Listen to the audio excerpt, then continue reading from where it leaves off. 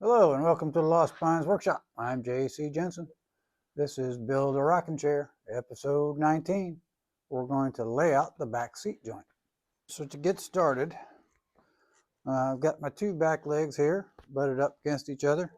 I took my square and squared up the bottom of the legs, and then just push them together. Got it clamped top and bottom so that our two 6 degrees are mashed next to each other.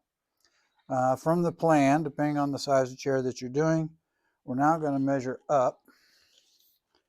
For me, I'm doing a large chair, and I'm running the tape measure. It's hooked on the bottom.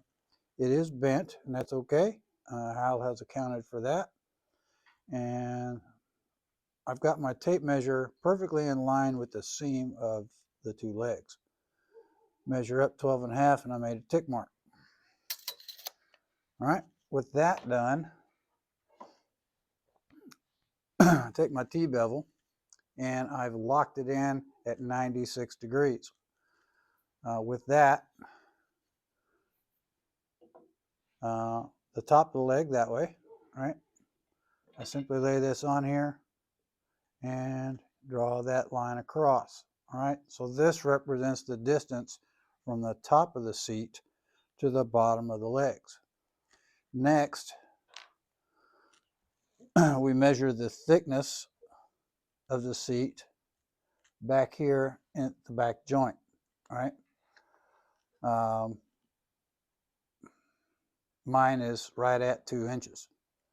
So I take that measurement, measure down that 2 inches, again here in the center, made my tick mark, and then draw that line the same way with the sliding T-bevel all the way through.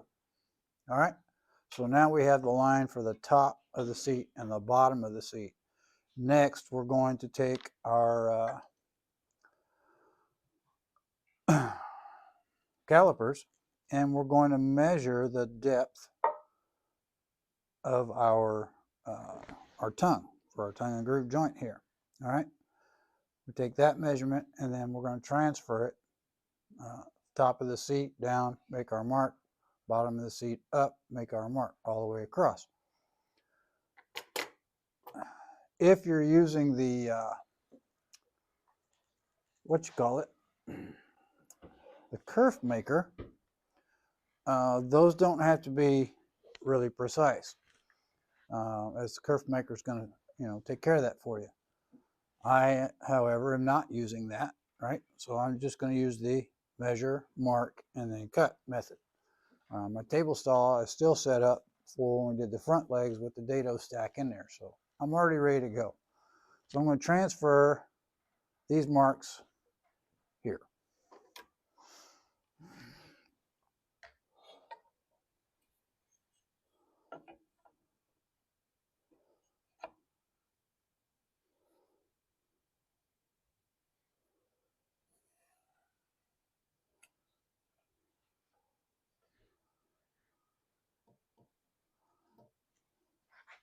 So I had a little deviation between of about 5/1000 of an inch.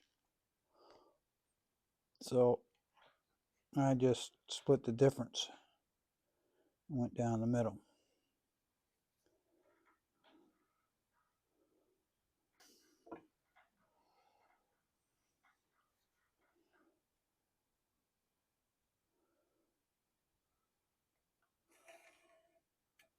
All right, and there's that.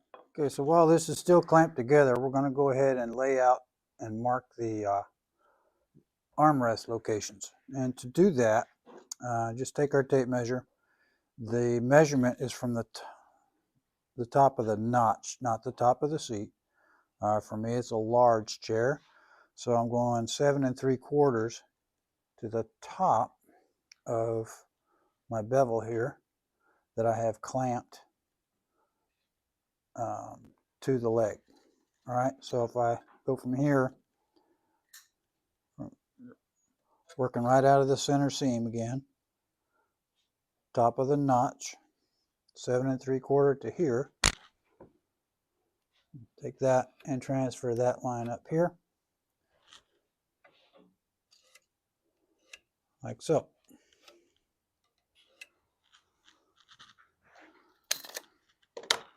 Take that off.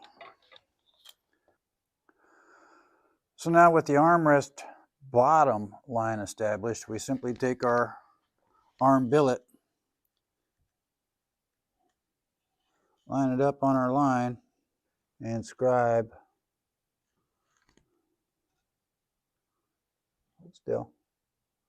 the top line.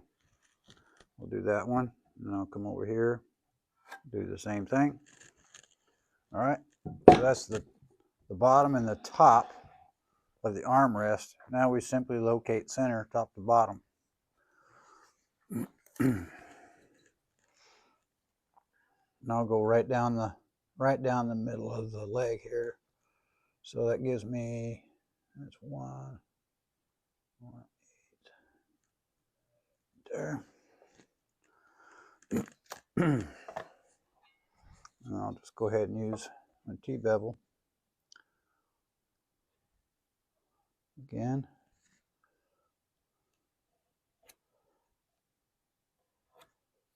There we go. All right, so that gives us this horizontal center line. We can't go this way yet because we're going to be adding material to this, which will move it. We'll get to that later. Now I've double checked my measurements, and my lines were spot on. So now we're simply just going to unclamp these.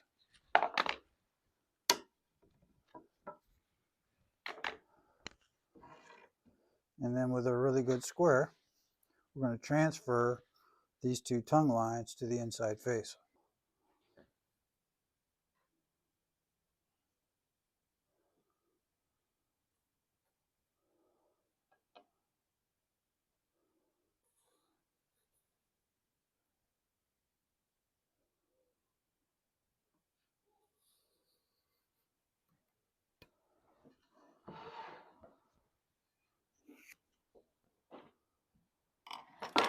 Like so. And now transfer, you can transfer the whole line or just make a mark. You just need a visual reference on the outside of the leg and the back for when we set up on the table saw. So you can see what you're doing.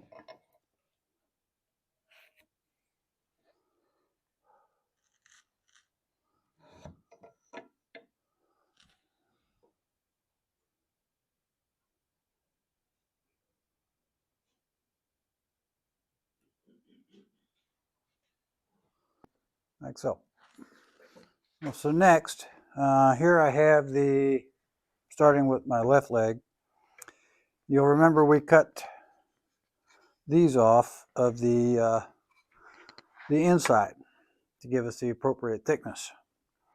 Well, now we're going to take that cut off and laminate it to the outside. That way, as we make transitions into our joints, the transitions happen away from the joint, not at the joint. All right, so to facilitate gluing this up, I use some shims here in my vise and clamp this in the vise, and then hand planed this surface and the back side of this surface perfectly smooth, so that when we laminate these two together, the seam, as you can see now, but this seam, once it's done, will disappear. We don't want any gap whatsoever, right? Because it'll just stand out like a sore thumb. So we want to hand plane these, glue and clamp the snot out of it so that it comes out perfect. All right, so I'll begin the gluing and clamping process. All right, so for this gluing process, and free up some hands here, I've clamped the bottom of the leg end to the seat pad here in my vise. So I've got all this free to work. Depending on the style of clamps that you're going to use, we want adequate force to be able to eliminate any seam. I'm using the clamps I've got available, which are the C clamps, and I've decided to go ahead and use cauls as part of my clamping so that I don't leave any of those little donuts in my material. Even though we're going to be, shaping this off later, I decided that's what I'm going to do. All right, I'll drop this in place. Try and keep my fingers out of it. Watch it slip and slide. There's that. So now I'll drop this in place. And I'll put this one here.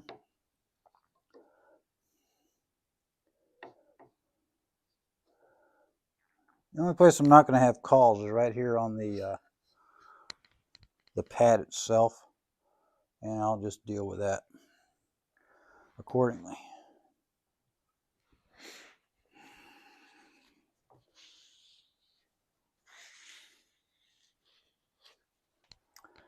Let's just go right here in the middle.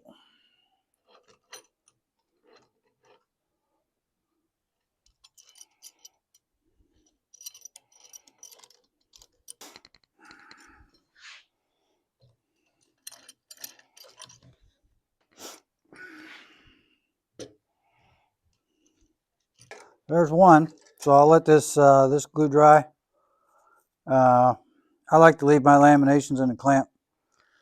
I don't know what time it is, but overnight anyway. That gives it at least 8 to 12 hours in the clamps. And then I'll take these off. I'll do the other one exactly the same way, and then we'll move on. So now that the glue has dried on our adder piece here, I'm simply going to transfer our 3 marks for the armrest down both sides.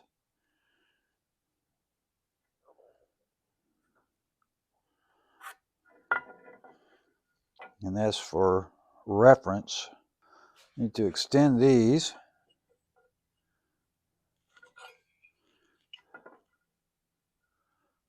across the adder.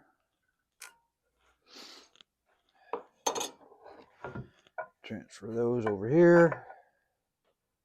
And the reason for that is we're now going to plane this arm pad to true up the face and get this glue off the joint.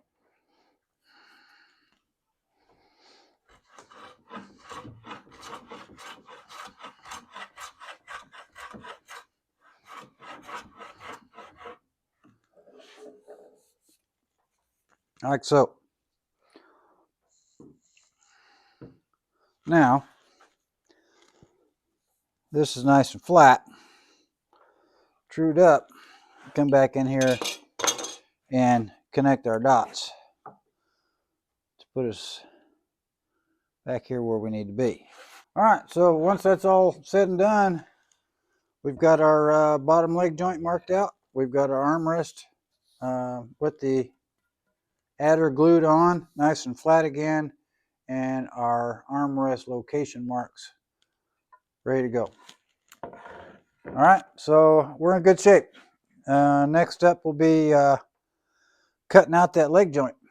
So stay tuned. If you like this video, please remember to hit that like button. Maybe think about subscribing. See you down the road.